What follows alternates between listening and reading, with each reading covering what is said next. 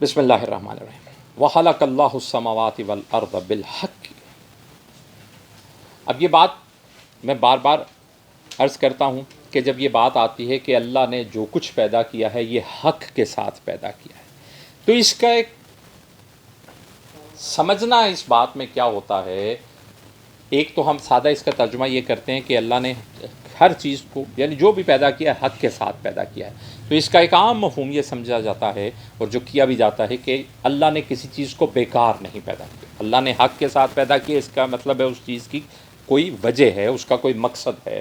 بیکار اس دنیا میں اللہ نے کوئی چیز بے مقصد نہیں بنائی، بیکار نہیں بنائی۔ لیکن دراصل اس کا جو اصل سمجھنا ہے وہ بات یہ ہے کہ اللہ نے یہ جب اکٹھا آ رہا ہے نا، زمین و آسمان اللہ نے بے مقصد نہیں بنائے، یہ زمین و آسمان اللہ نے کسی مقصد سے بنائے ہیں۔ مراد اس سے ہے پھر کل کائنات، کہ اللہ نے جو کائنات بنا رکھی ہے یہ حق کے ساتھ، یعنی اس کائنات کو بنانے کا ایک مقصد ہے۔ جس طرح چھوٹی چھوٹی چیزوں کا مقصد ہے، اب جب ساری چیزوں کو اکٹھا کیا جائے، کل کائنات کا تذکرہ کیا جائے گا، تو کل کائنات تخلیق کرنے کا ایک مقصد ہے، ایک غایت ہے، ایک وجہ ہے۔ وہ وجہ کیا ہے کہ ایک دن یہ سارا معاملہ سمیٹنے کے بعد اللہ پھر نتیجے کا اعلان کرے، اللہ پھر فیصلہ کرے کہ یہ جتنا عرصہ یہ کائنات قائم رہی ہے، کون لوگ ہیں جو اللہ کی طرف سے آنے والی ہدایت، اللہ کی طرف سے آنے والے رسولوں علیہم السلام اور اللہ کی طرف سے آنے والی تعلیمات پر کاربند رہے، ان پر عمل کرتے رہے، ان پر ایمان لائے، اور کون لوگ ہیں جو نافرمانیوں کا شکار ہوئے۔ اگر یہ کام نہیں ہوتا ہے تو اس کا مطلب ہے پھر اللہ نے یہ کائنات بے مقصد بنائی تھی، اس کا کوئی مقصد نہیں تھا، ایسے ہی بنائی۔ 2000 سال، 10,000 سال، 25,000 سال، 1,00,000 سال چلے، اس کے بعد ایک دن آئے گا ختم کر کے آگے چلے، ختم کہانی۔ تو کائنات اللہ نے حق کے ساتھ قائم کی ہے، اور اس آیت کا پھر اگلا ٹکڑا اس بات کو جو میں نے یہ ساری تمہید آپ کی خدمت میں عرض کی ہے، اس کو کھول کر بیان کر دے گا۔ ترجمہ میں عرض کرتا ہوں، پھر بات کرتے ہیں انشاءاللہ۔ بسم اللہ الرحمن الرحیم وَخَلَقَ اللَّهُ السَّمَاوَاتِ وَالْأَرْضَ بِالْحَقِّ۔ اور خالق تخلیق کیا ہے اللہ نے سماواتی والارض، آسمانوں اور زمین کو، اور میں نے کہا ان دونوں کو بریکٹ میں آسانی کے لیے کل کائنات بھی لکھ لیجئے گا، تاکہ بعد میں جب آپ پڑھیں تو سمجھ کے یہاں سیاق و سباق کل کائنات کی تخلیق کا ہو رہا ہے کہ اللہ نے ساری کائنات جو تخلیق کی ہے بالحق، بے ساتھ حق کے ساتھ قائم کی ہے، یعنی کسی غرض سے قائم کی ہے، کسی غایت سے، کسی مقصد سے۔ اور وہ مقصد اگلا حصہ کھول کے بیان، وہ کیا ہے؟ بسم اللہ الرحمن الرحیم وَلِتُجْزَىٰ كُلُّ نَفْسٍ بِمَا كَسَبَتْ، اور لی تاکہ تجزا بدلہ دے، جزا دے، کلو نفس، ہر نفس کو، ہر نفس کو، کلو ہر، بما اس کا جو، جزا دے، بدلہ دے ہر نفس کو، کس چیز کا بدلہ دے؟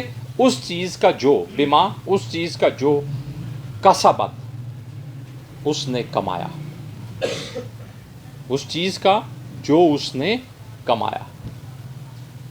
وَهُمْ لَا يُظْلَمُونَ، اور ان پر ظلم نہیں کیا جائے، اور ہم وہ، لا نہیں، یظلمون ظلم کیا جائے، یعنی اس کائنات کو اللہ نے حق کے ساتھ قائم کیا ہے، حق کے ساتھ تخلیق کیا ہے، اور وہ حق کیا ہے، وہ غایت کیا ہے، وہ غرض کیا ہے؟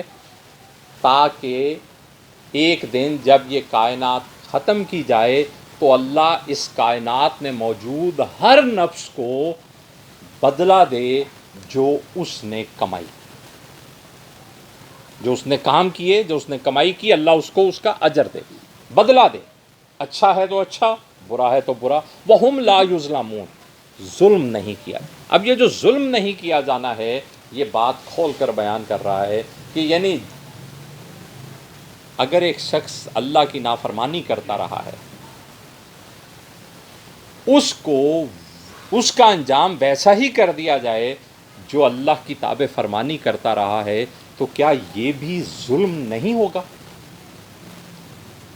اسی طرح ایک شخص جو اللہ کی تابع فرمانی کا کام کرتا رہا ہے اسے سزا مل جائے تو کیا یہ بھی ظلم نہیں ہوگا؟ یا ایک شخص جس نے 100 برے کام کیے ہیں تو اسے 200 برے کاموں کی سزا مل جائے، یہ بھی ظلم ہوگا؟ یہ سارے ظلم کی صورتیں ہیں۔ تو وہ جو پچھلا حصہ بیان ہوا یہ اس کی وضاحت پھر مزید کھول کے کر رہا ہے کہ اللہ کی نافرمانی کرنے والے اللہ کی تابع فرمانی کرنے والوں کے جیسے نہیں ہو سکتے، ان کا انجام ایک جیسا نہیں ہو سکتا۔ اللہ نے یہ کائنات حق کے ساتھ قائم کی ہے، اس میں بے انصافی نہیں ہے، اس میں ظلم نہیں ہے۔ اس کائنات کو تخلیق کرنے کا مقصد یہ ہے کہ ایک روز آئے کہ جب اللہ ہر نفس کو اس کے اعمال کا بدلہ دے اور برابر دے، انصاف کے ساتھ دے، کسی کے ساتھ ظلم نہ ہو۔ اگر اس روز سب کو پاس کر دیا جائے تو یہ بھی نعوذ باللہ اللہ معاف فرمائے ظلم ہوگا، جسے ہم اللہ سے نعوذ باللہ منسوب کرتے ہیں۔ ایسا اللہ فرماتے ہیں کہ یہ سارا کارخانہ کھلونا نہیں ہے، یہ بے مقصد نہیں ہے، اس کی غایت ہے، غرض ہے کہ اللہ نے یہ جو مخلوق قائم کی ہے، اللہ نے یہ جو تخلیق کی ہے، یہ اللہ کے احکامات پر عمل کر کے دکھائے گی۔ اب جو اللہ کو بن دیکھے اللہ کی بات سن رہا ہے، مان رہا ہے، عمل کر رہا ہے، پھر اللہ اسے نوازے گا، اللہ اسے انعام تو دے گا۔ اور وہ جو ساری باتیں سمجھ میں آنے کے باوجود نافرمانی کر رہا ہے، اگر اللہ اس کو بھی معافی دے دے اور کہے کوئی سزا نہیں، تو یہ بھی ایک ظلم ہی کی صورت ہے، نعوذ باللہ۔ اللہ فرماتے ہیں کہ یہ ظلم نہیں ہے۔